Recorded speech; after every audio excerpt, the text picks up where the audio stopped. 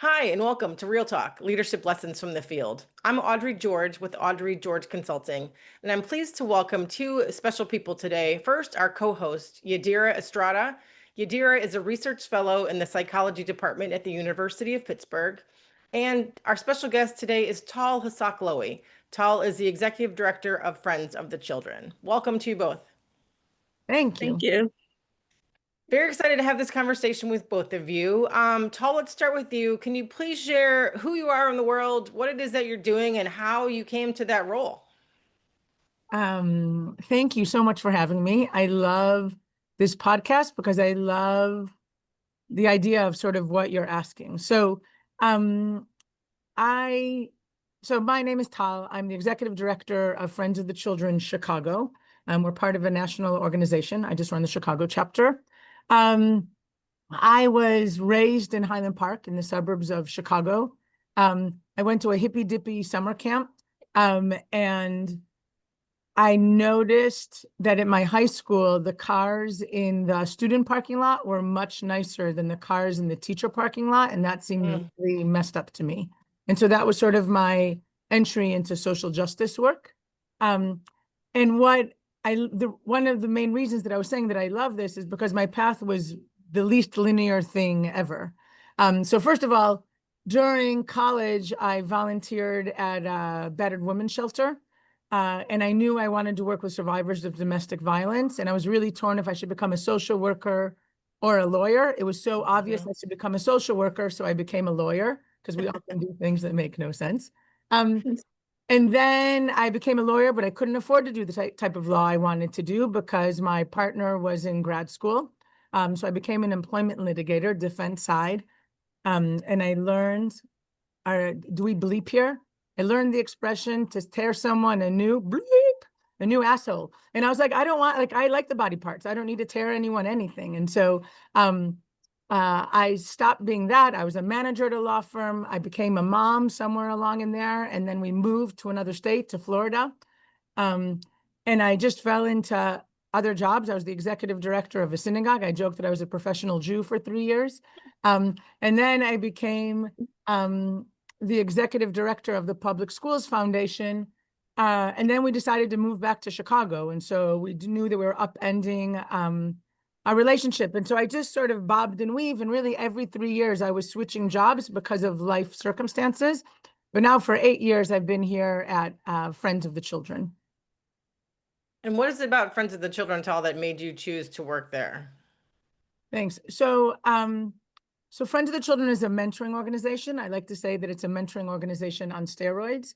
So I used to work for another mentoring organization, and if children weren't doing the right thing to like show up like year after year, kids were kicked out of the program because most funders want to see a miracle happen yesterday. So they want to work with the kids that are doing really well. And I felt that my heart was following the kids that were kicked out of the program that were struggling.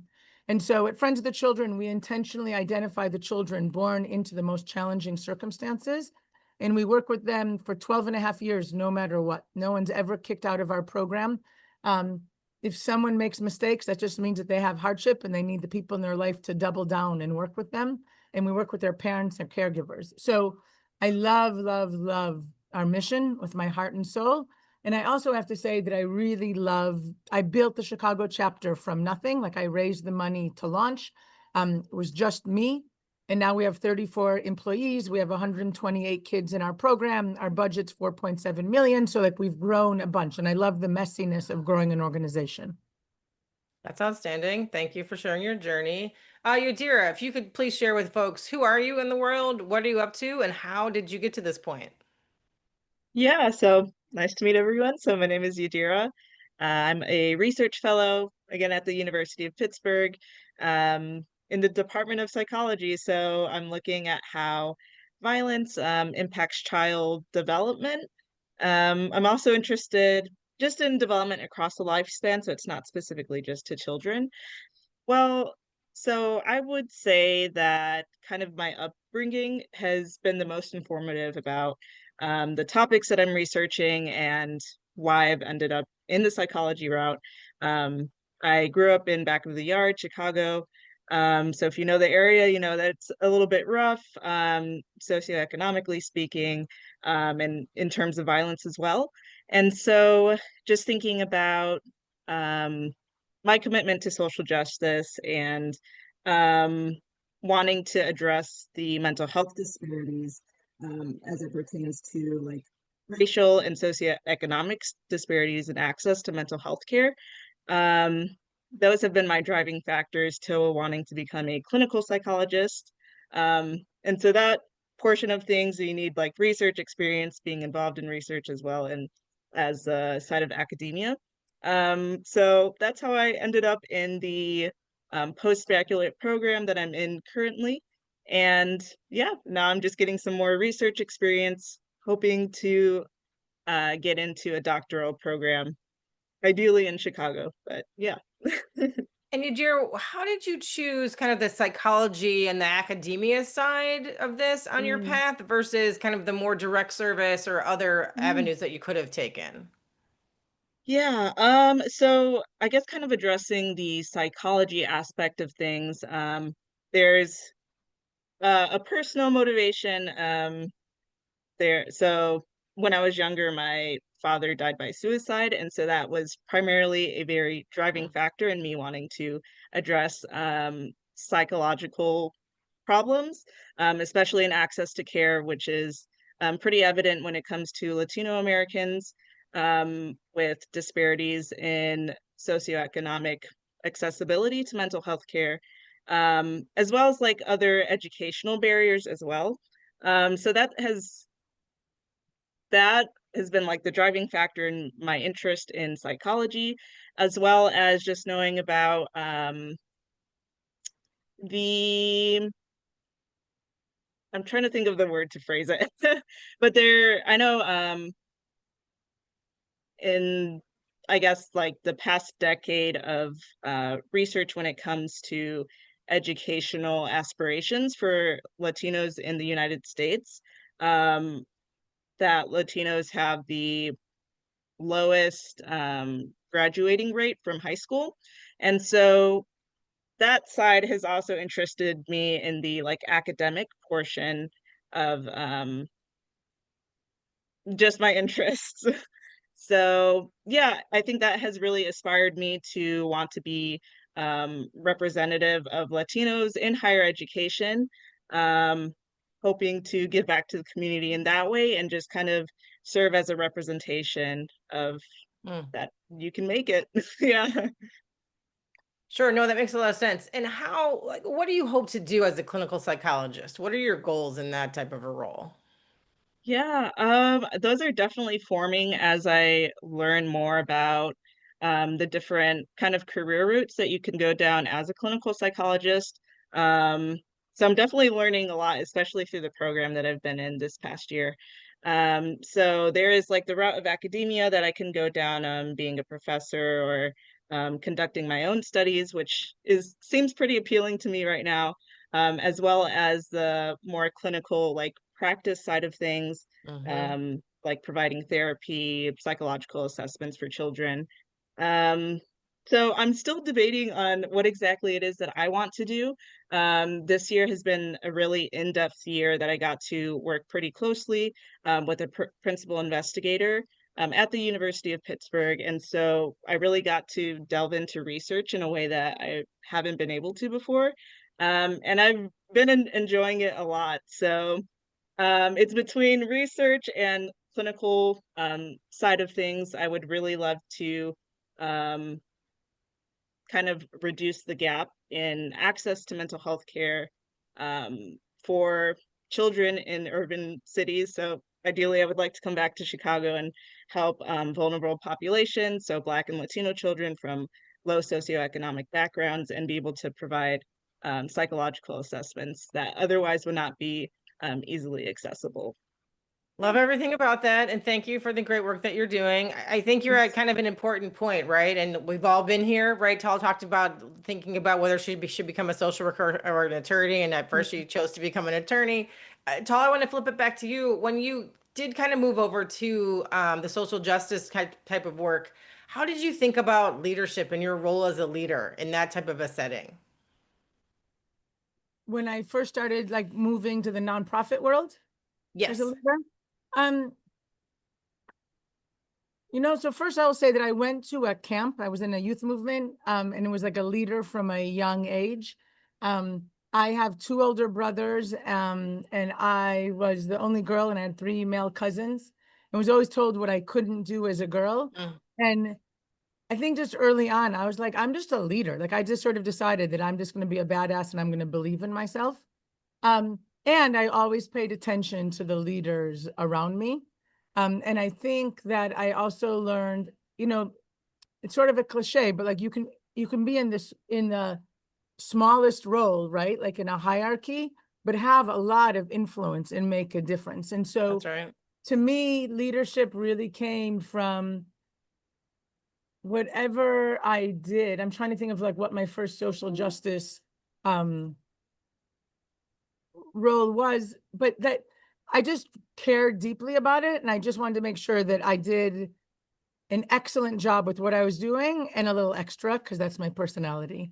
And so just really pushing through. And I guess I feel fortunate that I worked with people. I had mentors, like unofficial mentors and supervisors who just encouraged my cockiness, which I think humility is a little bit overrated when people talk about it. I think self-love and self-confidence is so important, and people who just pushed me to be more of myself, that really helped me grow through those years that I was figuring things out. And can I just add one more thing?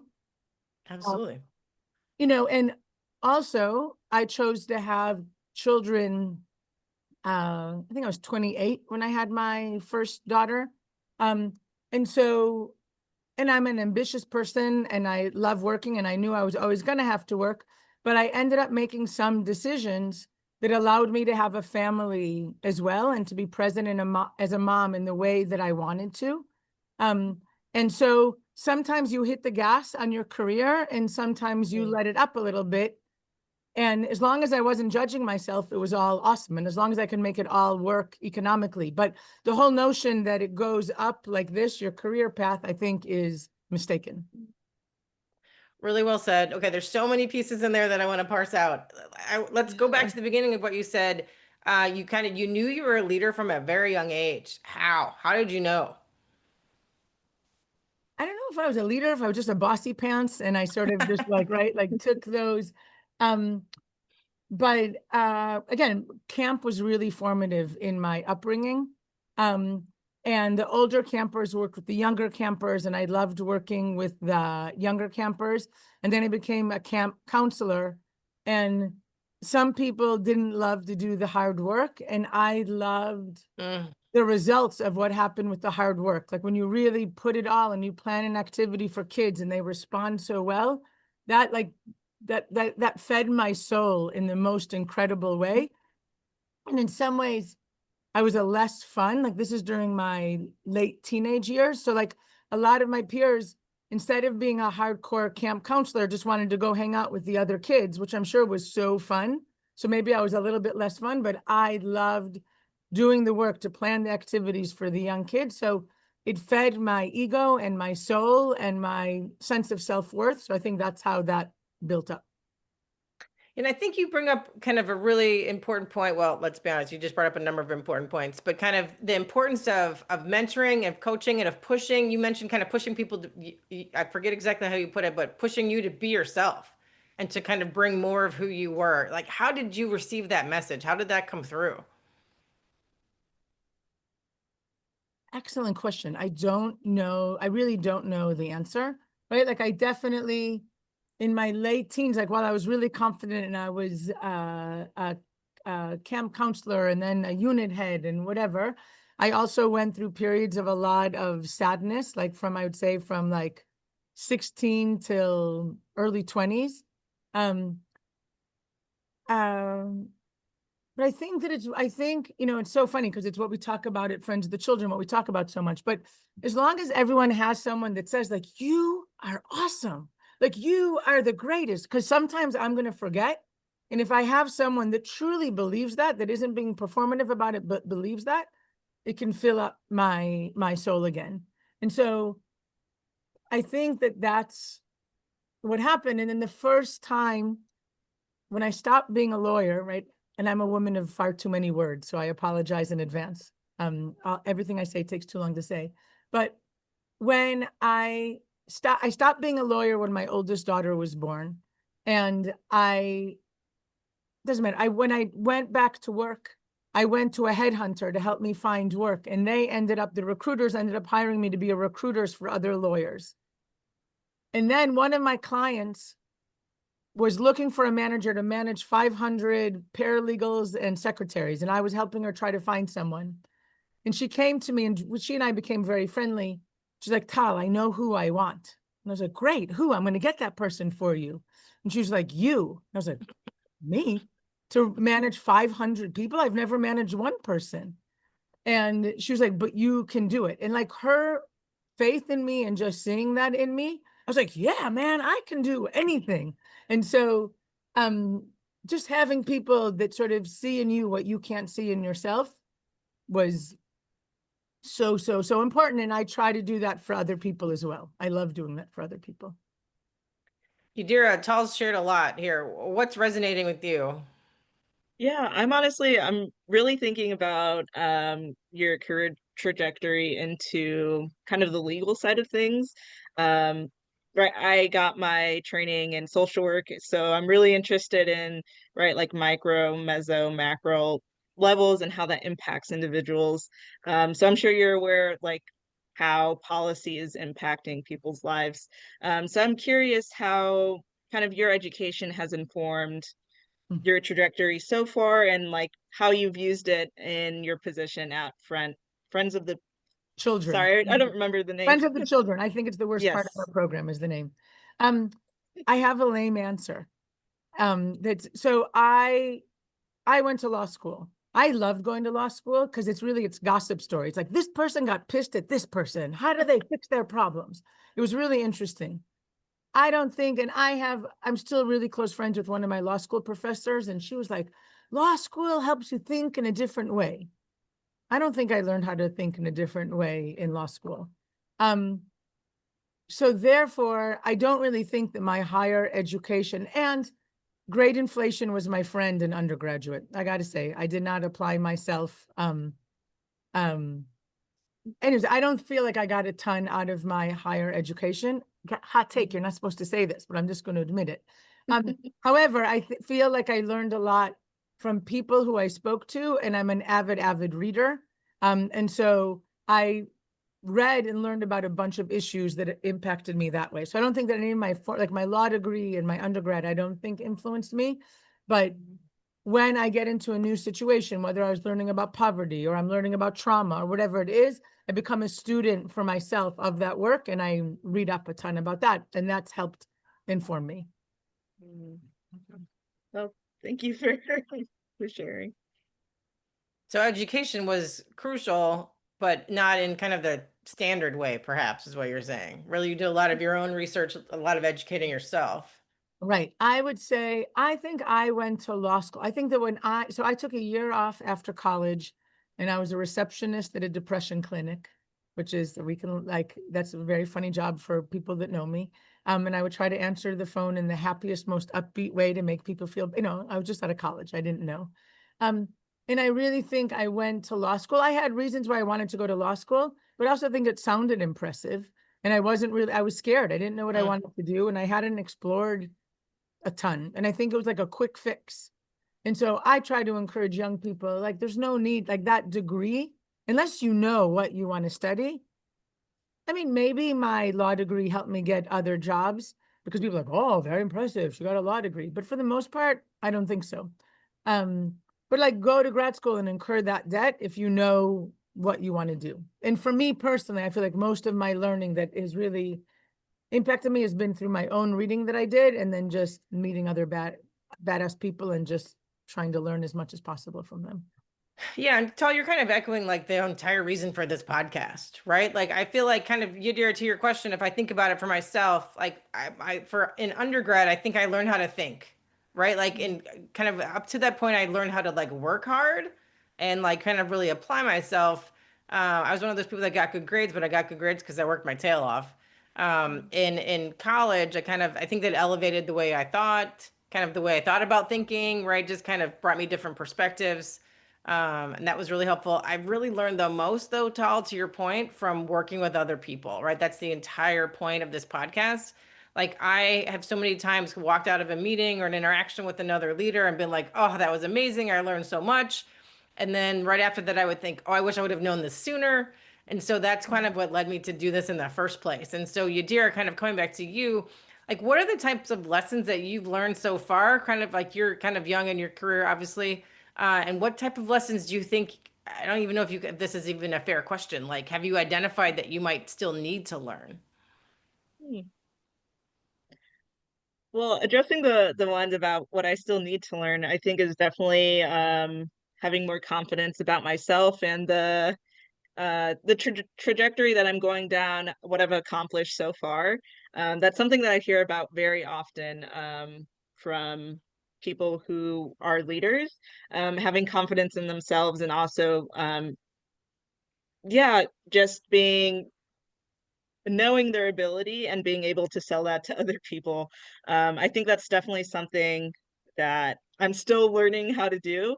Um, being also trying to maintain like a humble perspective of myself as well. I feel like a hard dichotomy to navigate. um, but I guess addressing lessons that I've learned so far, one of the really big ones that I've been reflecting on recently is um, there's like a phrase for it. I know I'm gonna butcher it, but it's like you miss all the shots you don't take or something like that. So if you don't try for anything or try for something that you're really reaching for, then you don't have the opportunity to get it if you don't try. And I know when I was applying for the post-baccalaureate fellowship program that I'm currently in, I was feeling a bit discouraged from applying because I was already rejected from a couple other fellowship programs. So I was debating on it whether it would be worth it to try, and I'm glad I did because I this was the one program that I got into, and I learned a lot. And yeah, that is it's been a very fruitful year for me. So, Tal, I want to come to you. She said something, Yadira said something a minute ago. She was talking about kind of the need to build her confidence and then also maintain humility. And you literally physically shook your head no. So, jump in Right, on that. thank you, thank you. Right. So I want to say, like, I think that humility is, I think people misunderstand what humility means, right? So to me, humility means that you don't flaunt your skills to make somebody else feel bad. Mm. Humility doesn't mean, like, to me, it's self-love and self-confidence is so, so important, right? Like, you have to know that you are a phenomenal, imperfect human being who is still growing and learning, but who's great. And if you make a mistake, you may stumble, you may fall, but then you're going to pick yourself up and keep walking. And so to me, that's like, everyone should know that they are an awesome badass, right? Right? Like, what is your superpower? Like, in which way are you a badass? It doesn't mean that you're better than other people. It doesn't mean that there's other people that you still have to learn, but it's like, I'm great. And so, like, what you also said, I love what you said, right? You miss every basket that you don't shoot for is true. And I think that one of the secrets, and I know that this sort of comes up later, but I'm gonna say one of the secrets, I think, to being a grown-up in general, but to being a leader, is knowing that we're, except for like a surgeon, I assume that like knows what they're doing, what's they going in, we're all making it up, right? Like, we don't know what the answer is.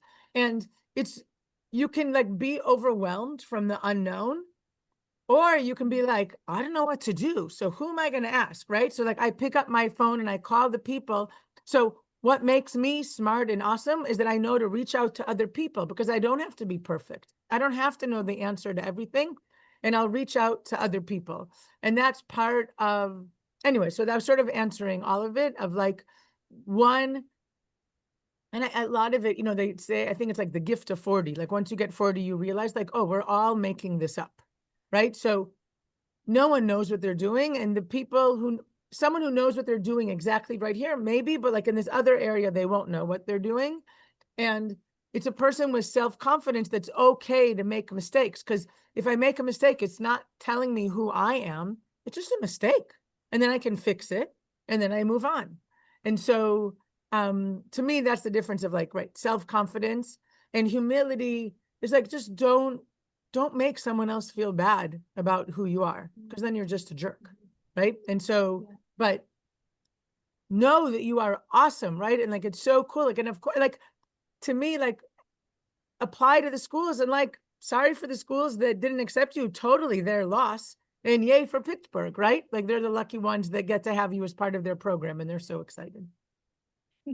Yeah, Taal, I love what you're bringing up here. There's something about kind of the ability for leaders to like sit in the unknown, right? And kind of, if I don't know something, like, why wouldn't I be the one that figures it out, right? Why do we assume that someone else is going to do a better job at figuring something out, right? I think kind of getting comfortable with being uncomfortable, like they say, and just kind of diving in. And you brought up like a great approach, which is, I'm working on a project, I don't know some piece of it.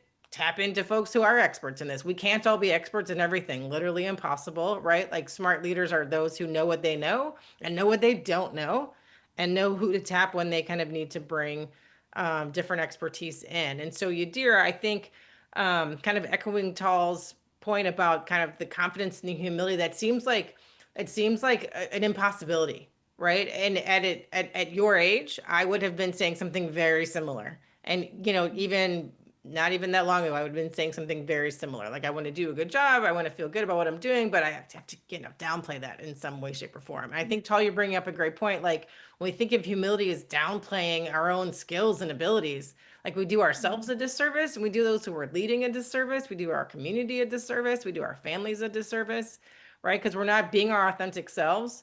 And I think I love the way you described kind of a different way to look at humility, right? We don't want to be like, don't be an asshole, right? Right. Like, that's what you're Right. saying. Yeah, Like, just exactly. to be blunt. But short of that, like, own your space is what I'm hearing you say, right? Kind of Take up space. Yeah. take up space, right? And kind of, why not your ideas? Why not your solution? Why wouldn't yours be as good, if not better, than others in the room, right? Yadira, how's that all landing on you? Yeah, no, I think I definitely agree and appreciate kind of that uplifting. I think one thing that really comes to mind, I'm not sure if like how prevalent or relevant it is in other cultures, but thinking about kind of being Latina, and the importance we place on having kind of respect for elders, Mm-hmm. and people like the current leaders, I guess I'll say, um, that has also been pretty difficult for me to navigate, as a rising leader, not knowing when it's appropriate for me to kind of jump in on my own ideas, take initiative on things, because I also am trying to like navigate that line of, oh, I respect my boss, my supervisor, whoever, and will do whatever they tell me to do, you know? Um, so if you have any comments on kind of navigating that line as well, I would appreciate that. I love that. I think that's so beautiful. And I just talked to my niece-in-law about this very topic. And Mm, my thing was like, always speak up, right? Like, if you have questions, if you have ideas, know that it's okay if someone says, yeah, okay, interesting idea, but that's not the way that we're gonna go. But mm, I think it is, I was gonna say it's a very rare leader, but I would say it's an insecure leader that doesn't want someone they're working with to give an idea or to give a suggestion to go in a new direction. And so use your voice, always use your voice. I think that and just know that people won't always agree with you. And that's okay. That's not a reflection of you, but you're giving I try to always, when I'm working with people, like, I want to know what they're thinking. I want them to challenge my ideas, because groupthink is a very dangerous thing. And if everyone just agrees with me, because that's not good for the product of what we're trying to create. And also, it gives me a sense of you. Like, if I'm supervising you and you tell me your new ideas, I get a sense of how you're thinking. And now I'm able to think about your growth trajectory going forward. And you're not just following and doing everything that I tell you. So always use your voice with pride. And it's okay if people don't agree with you. Tal, talk more about how you think about developing rising leaders. Right. How do you approach that? Right. So I talk to people a lot about use your voice. Like I'm sort of an intense person to work with. Like I'm a passionate, like I speak passionately or whatever. And I really try to train people, but I think I'm a good person to work with in the beginning. But I was like, I don't want you to always agree with me. It's really important. I want to know what's going on in your head. What are you thinking? And then it's my job to stop and be like, whoa, like that. I didn't even think about it that way. Thank you for letting me know. So, especially when I'm working with young women, right? But like it's that self-love and self-confidence and feeling good to use your voice, I think, is the number one thing that I'm coaching the people that I'm mentoring about, that I'm mentoring on. And then I will try to ask people like, do you know in which direction you want to go? Is there a skill that you're not working on right now that you want to develop? And to try to help them develop it. But I think that the number one thing that young people, especially young women, struggle with is confidently using our voices, and asking questions and admitting when we don't know, right? So not being perfectionists. Right. I'm just now talking in circles. Yeah, Tal, kind of, I think the confidence to speak up and disagree, like what you're talking about, I call the danger of yes, right? Like as humans, we are like naturally programmed to be agreeable. We just are. We're just more likely to nod our heads and go along. Some folks will, in some circumstances, you might say, no, I don't want cheeseburgers for dinner. I want something else, right? In kind of a safer situation, but kind of in groups, especially in groups or in any type of situation where there's a power differential, most especially, we're most likely to agree, even if we don't actually, right? Most likely, I guess I should say, we're most likely to say we agree. And so, great leaders, as Tal has mentioned, want that pushback and feedback, right? As a leader, your job is to make the best decision possible with the information that you have.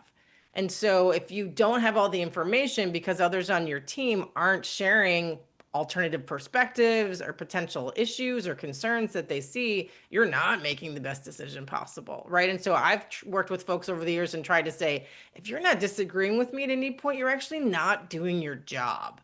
If you have a different opinion than me and you're not letting me know, you're actually not fulfilling your role in this organization, because part of that role is to make sure we're doing the best we can.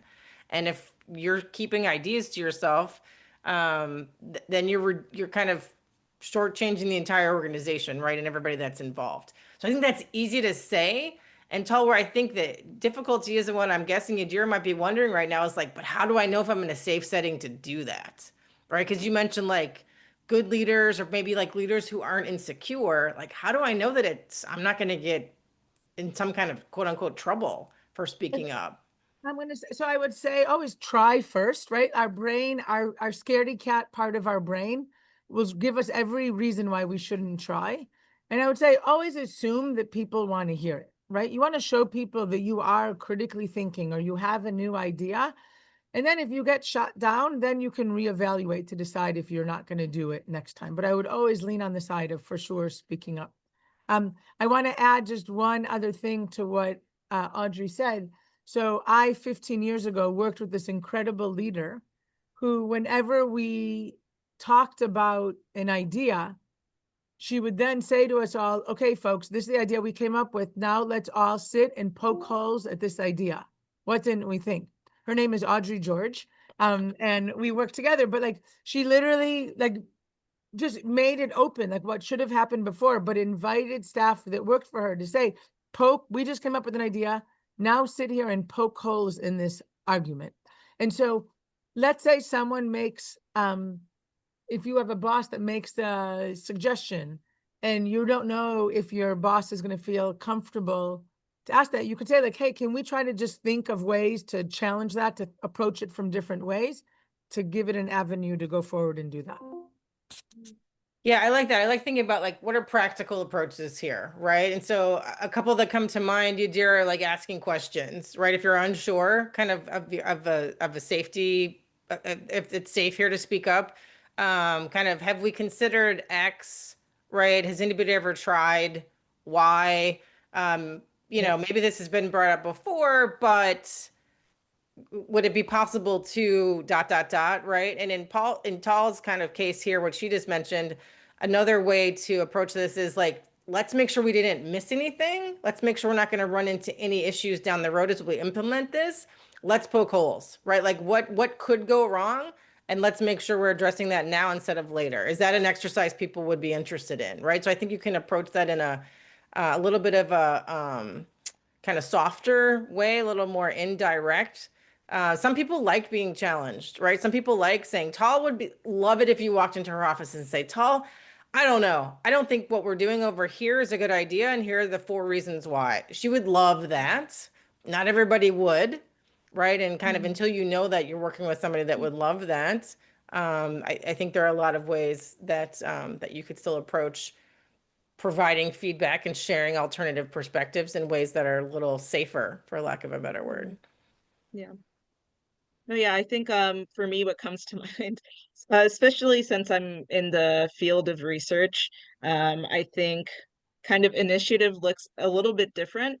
And so there was an instance with the current lab that I'm at that I'm thinking of, because my principal investigator or PI, she let me know that I should be taking more initiative.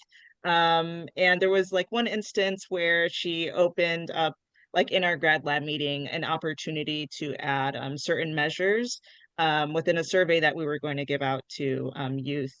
And so me kind of trying to take a step back, I guess, or thinking of things in terms of like seniority, I was like, oh, this isn't the place for me to be able to step up and like give my ideas. And later on, I suggested adding like a measure on ADHD, which I'm glad I did because it did end up in the final survey. But like in thinking of it in terms of that, um, how do you go about like taking that initiative? I'm personally like not afraid to ask questions because I know like that's for my own learning experience, but it's more so like stepping up and knowing that like I can actually like propose an idea, a project, or whatever it is that I would like to work on. Right. Again, it's my personality, but I'm like, always try to ask, right? Like you don't have to ask in a bulldozer way.